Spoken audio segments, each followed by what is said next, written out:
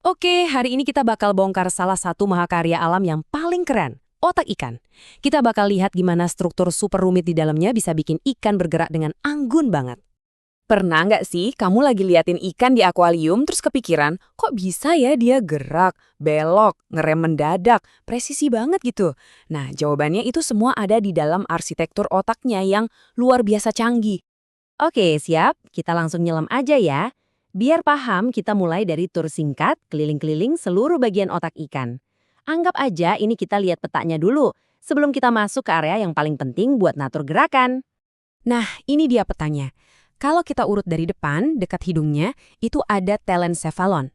Mundur dikit, ada diencephalon, terus mesencephalon, metencephalon, dan yang paling belakang, yang nyambung ke tulang punggung, itu mielencephalon. Oke, sekarang kita bedah satu-satu fungsinya apa. Kita mulai dari yang paling depan ya, telencephalon. Ini tuh ibaratnya hidung supernya si otak, pusatnya penciuman. Penting banget kan? Apalagi di dalam air yang keadaan keruh. Indera penciuman yang super tajam ini jadi andalan buat nyari makan sama, ya buat ngehindarin predator. Oke, berikutnya diencephalon. Anggap aja ini pusat kendali otomatis di tubuh ikan. Kayak termostat sama regulator internal gitulah. Dia yang mastiin semuanya seimbang, adem ayem. Kalau kata ilmuwan, kondisi ini namanya homeostasis. Lanjut, ada mesencephalon atau yang sering disebut lobus opticus. Dari namanya aja udah ketebak, ini pusatnya penglihatan. Buat makhluk yang hidup di air, di mana cahaya bisa berubah-ubah, kadang terang, kadang gelap, punya pusat visual sekuat ini, wah itu krusial banget. Geser ke paling belakang, yang nyambung ke seluruh badan, ada mielencephalon atau medulla oblongata. Nah ini bagian otak yang paling dasar, paling purba. Fungsinya buat ngontrol hal-hal otomatis yang vital buat bertahan hidup. Ya kayak napas, detak jantung, semuanya jalan sendiri tanpa perlu dipikirin. Dan ini dia yang dari tadi kita tunggu-tunggu, fokus utama kita, metencephalon. Di dalamnya ada yang namanya cerebellum atau otak kecil. Inilah sang maestro. Dia yang ngatur keseimbangan, koordinasi. Pokoknya dialah kunci di balik semua gerakan anggun si ikan. Oke, jadi kita udah sepakat ya, cerebellum ini kuncinya. Tapi biar benar-benar ngerti cara kerjanya, kita harus lihat bahan bakunya. Sama kayak otak kita, otak ikan itu dibangun dari dua jenis jaringan utama. Nah, lihat deh bedanya. Kelihatan banget kan? Yang abu-abu atau gray matter itu isinya padat banget sama badan sel neuron. Disinilah pemrosesan datanya terjadi. Terus yang putih, white matter, itu kelihatan kayak kumpulan kabel. Kenapa? Soalnya isinya itu akson, kabelnya neuron, yang dibungkus lapisan lemak namanya mielin. Gunanya buat apa? Buat ngirim sinyal super cepat kayak kabel fiber optik. Jadi intinya gini, gray matter itu CPU-nya, tempat mikir dan proses. Kalau white matter itu jaringan kabelnya, yang ngirim informasi kemana-mana dengan cepat. Nah, dua-duanya ini harus kerja bareng biar otak bisa berfungsi. Oke, pemanasannya udah cukup. Sekarang saatnya kita sorot bintang utamanya, cerebellum, si pusat komando buat navigasi dan semua gerakan. Coba deh perhatiin, gede banget kan cerebellumnya ikan dibanding bagian otak lain? Ukurannya yang jumbo ini bukan tanpa alasan. Ini nunjukin betapa vitalnya koordinasi gerak yang presisi buat bertahan hidup di air, lingkungan 3D yang super dinamis. Sekarang kita bakal zoom in lebih dalam lagi. Kita pakai mikroskop virtual buat ngintip arsitektur di dalam si cerebellum ini.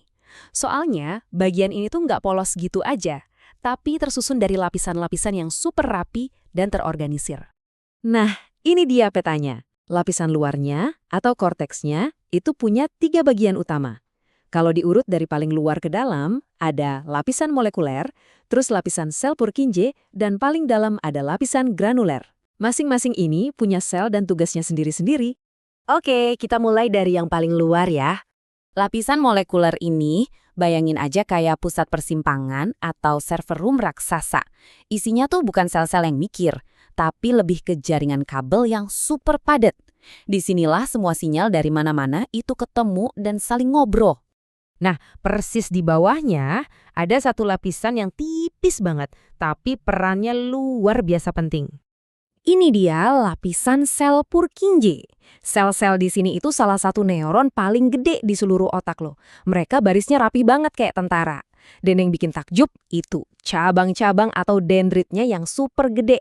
Menjulur ke atas ke lapisan molekuler tadi buat nguping ribuan sinyal sekaligus. Keren kan? Dan sekarang kita masuk ke lapisan paling dalam sekaligus yang paling padat. Ini namanya lapisan granular. Sesuai namanya, isinya padat banget, penuh sama miliaran sel-sel kecil. Tugas mereka itu kayak resepsionis atau gerbang masuk pertama. Mereka nerima sinyal dari mana-mana lewat kabel input namanya serat mosi, terus mereka proses dulu sebentar sebelum dilempar ke atas. Oke, jadi kita udah lihat ya komponen-komponennya. Ada lapisan, ada sel, ada jaringan kabel. Pertanyaannya sekarang, gimana caranya semua ini kerja bareng buat ngehasilin gerakan yang mulus banget itu? Nah, begini alurnya. Informasi dari indera, misalnya posisi ikan lagi di mana, matanya lihat apa, itu masuk dulu ke lapisan granuler. Terus, sel-sel kecil di sana ngolah info itu dan ngirim hasilnya ke atas ke lapisan molekuler. Di sana, sinyal-sinyal itu ditangkap sama dendrit raksasanya sel Purkinje. Nah, si sel Purkinje ini bosnya. Dia yang gabungin semua info itu, terus ngasih satu perintah final. Perintahnya simple, oke belok dikit ke kiri, atau siripnya pelanin. Perintah-perintah koreksi kecil inilah yang bikin gerakannya jadi super mulus. Dan ya, analogi komputer onboard ini pas banget. Karena setiap detik, cerebellum itu ngelakuin jutaan perhitungan. Buat apa? Buat nyocokin kekuatan sama timing setiap kontraksi otot. Biar apa? Biar gerakan si ikan tetap halus, terkoordinasi, dan efisien. Jadi, lain kali kamu lihat ikan berenang, ingat ya, itu bukan sekadar gerakan otot. Kamu itu lagi nonton hasil akhir dari sirkuit saraf yang super canggih. Sebuah pertunjukan balet yang indah, yang koreografernya adalah arsitektur luar biasa di dalam cerebellum itu sendiri. Dan ini ninggalin kita sama satu pertanyaan kan? Kalau otak ikan yang kelihatannya simpel aja, nyimpen komputer secanggih ini, kira-kira keajaiban rekayasa alam apa lagi yang sebenarnya ada di depan mata kita, tapi belum kita sadari. Coba deh pikirin. Terima kasih sudah menyimak.